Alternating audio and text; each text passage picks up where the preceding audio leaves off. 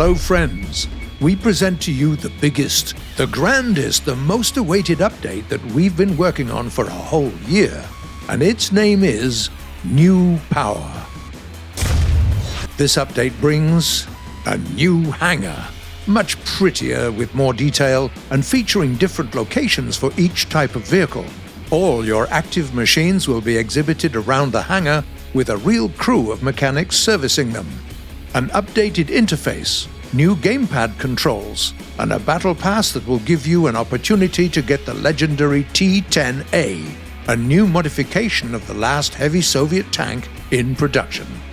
That's it for today. As always, you can find the full changelog on our... What? That's just the first page? How many pages do we have here? Make yourselves comfortable. We've got lots to see.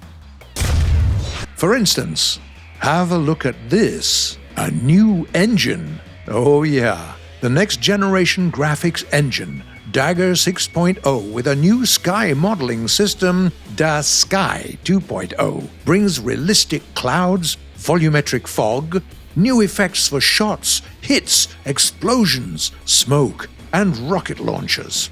Aircraft wings bend under heavy loads now.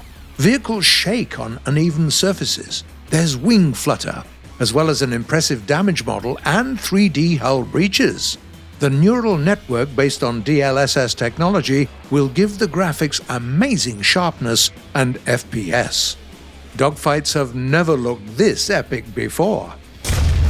Since we started with aviation, let's check out the new vehicles, and they come aplenty. Hold on to something. Several countries will get the long-awaited vertical takeoff and landing aircraft.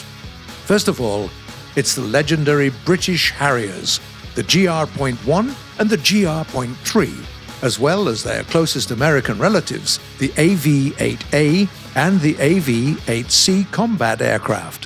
Their impressive suspended armament will strike fear into enemy tankers, and thrust vectoring nozzles will add maneuverability in dogfights. Now, the Soviet tech tree receives its own contestants, the Yak-38 and the Yak-38M carrier-based strike aircraft.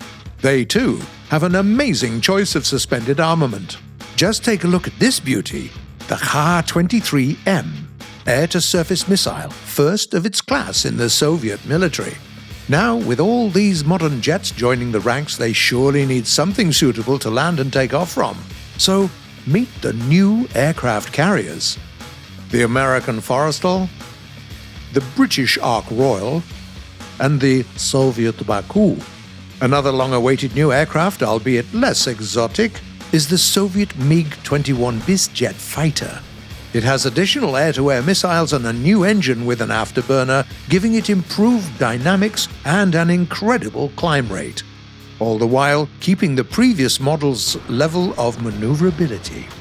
For fans of Swedish aviation, we have the Saab SK.60B combat-capable training jet. This light multi-purpose machine can easily take up a whole bunch of suspended armament. And of course, the Saab can fight off some airborne enemies too, with the help of two 30mm cannons found in its gun pods. And what's that? You say it's the Japanese T-2 fighter? Wrong! This is the Mitsubishi F-1, the combat modification of the T-2. Lighter, more maneuverable, and with two more missiles. You can recognize it by its single-seat cockpit and a special fairing on the rudder fin that houses a radar homing and warning system. And since we're covering aviation, it would be unfair if there wasn't a new map for air battles.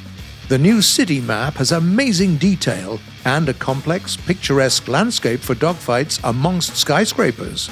Enough with the air. Let's check out the sea. You might already know that we have revamped the whole naval tech tree. All your vessels are now divided into two tabs. The first tab shows all smaller vessels, such as boats and frigates. The second tab shows all the big boys, the destroyers, the cruisers, as well as battleships. That's a whole new level for naval battles. You'll be able to start playing with the reserve destroyer and 5 naval nations in War Thunder will get a unique battleship. Please welcome HMS Dreadnought, the British battleship that gave its name to the whole class of these heavy, fearsome ships. German Westphalen has a total of 40 guns, including the 12 283mm main caliber ones. American North Dakota has fewer guns than its German counterpart, but its main caliber is 305mm. Giant Japanese Setsu combines the advantages of both previous ships having 12 305mm guns. It would have been the heaviest in its class, but there's also a ship created even before the Russian Empire became the USSR, Imperatrice Maria. It has 12 305mm guns too, as well as a ludicrous size and displacement. And finally, ground battles. The first thing you'll notice is the new sky. The lights are now much more realistic. Fire, smoke, and explosions light up everything around them. Isn't it pretty? If a round pierces a target, it leaves a nasty burning hole. Otherwise, it can get stuck in the armor forever. By the way, destroyed tanks won't disappear off the map anymore, and you'll be able to use them as cover and even tow them around if you need. If you want to add some light to night battles, you'll now be able to use star shells. And for those who detest enemy helis, we now have a new SAM, capable of grounding anything that flies within a 10-kilometer radius. Anyway, that's not the most important part of the Ground Forces update. Please welcome the T-90 Modification A can boast a new welded turret that significantly increases its protection level. Other nice bonuses include a second-generation thermal sight and a 1,000 horsepower diesel engine. It can also now use a new APF-SDS round with increased penetration rates, as well as a new HETF round with a remote detonation system called INET. The T-90A is also the first tank in the Soviet tech tree to have the Shtora electro-optical active protection system. It can detect enemy lasers and disrupt the aiming of certain guided missiles flying at it head-on. Another 2 new top MBTs are the German Leopard 2A6 and its Swedish counterpart, the STRV-122B. They're both exceptionally good, with the German boasting a new 120mm gun, the Rheinmetall L/55, which is almost 1.5 meters longer than the L/44 installed on the previous modification of this tank. Each time we mention top-wheeled machines, we usually bring up Italy. There's a change here too. We welcome the American Stryker MGS, an armored fighting vehicle. Its 8x8 wheelbase gives it exceptional off-road performance, and an even road enables it to reach speeds above 100 kilometers an hour. Its main caliber is a 105mm gun with great APF-SDS rounds. Finally, after all these nice additions, you might wonder what kind of beefy PC you'll need to run the new War Thunder? Actually, nothing too expensive. We've spent a great deal of effort on optimization so that the new graphics are still available to most players. You'll see it for yourself soon enough.